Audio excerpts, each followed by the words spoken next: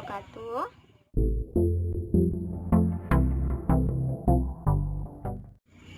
Hai semuanya, perkenalkan nama saya Nur Azarina. Saya mahasiswi Winsus Karyau jurusan Peternakan semester 4. Di sini saya akan menjelaskan tentang manajemen pembibitan unggas. Ikutin video selanjutnya ya. Tapi jangan lupa untuk like, komen, subscribe, and share. Manajemen pembibitan unggas. Dalam usaha pembibitan unggas, diperlukan bibit yang baik. Untuk memperoleh pembibitan unggas yang baik dapat dilakukan melalui pemilihan indukan dan pejantan, pemberian pakan, perkawinan, pola pemeliharaan, penanganan telur tetas dan penetasan, serta penanganan bibit dan pencatatan.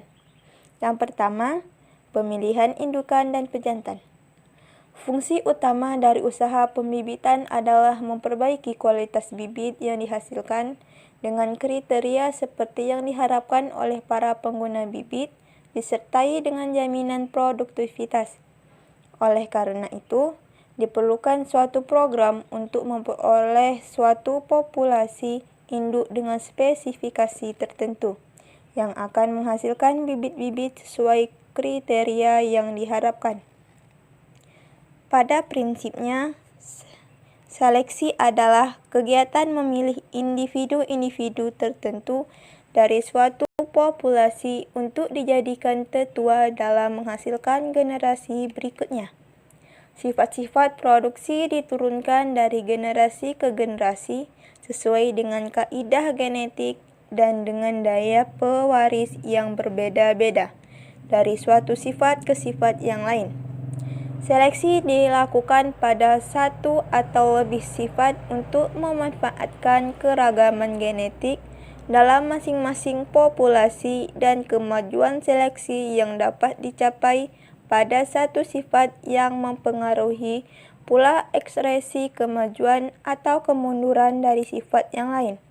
Untuk itu, perlu tersedia data kolerasi genetik antar sifat-sifat produksi.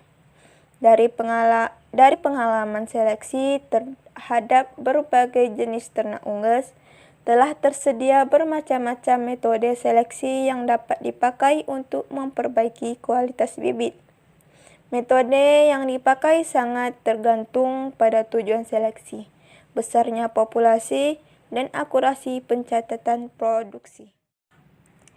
Yang kedua, pemberian pakan. Bahan pakan diutamakan bersumber dari bahan pakan lokal. Pakan dapat diberikan dalam bentuk mash, crumble atau pellet dengan kandungan nutrisi sesuai SNI atau PTM.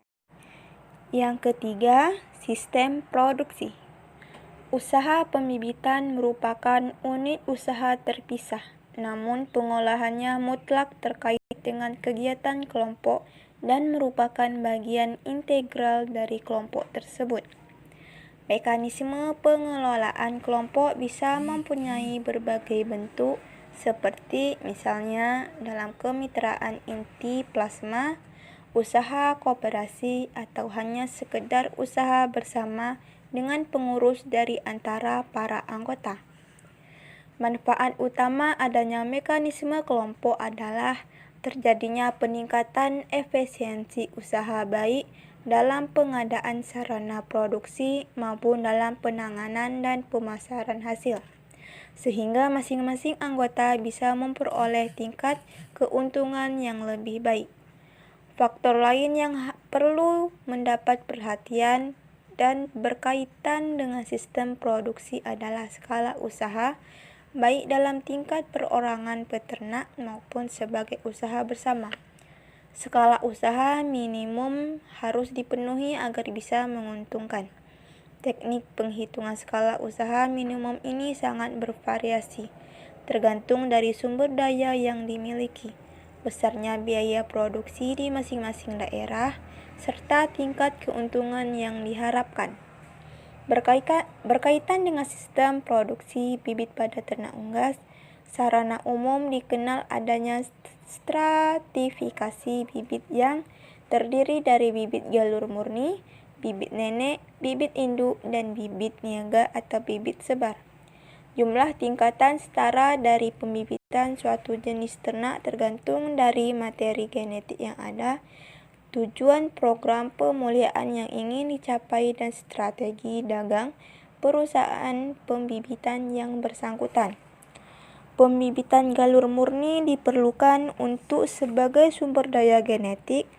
Sistem produksi bibit induk diperlukan sebagai alat mekanisme kontrol kualitas bibit niaga yang beredar, dan sistem produksi bibit niaga diharapkan mampu memenuhi kebutuhan para peternak budidaya terhadap bibit kualitas dan tingkat produktivitas yang optimal. Yang keempat, sistem perkawinan. Perkawinan dapat dilakukan di antara individu dalam suatu kelompok populasi atau di antara individu dari dua kelompok populasi yang berbeda.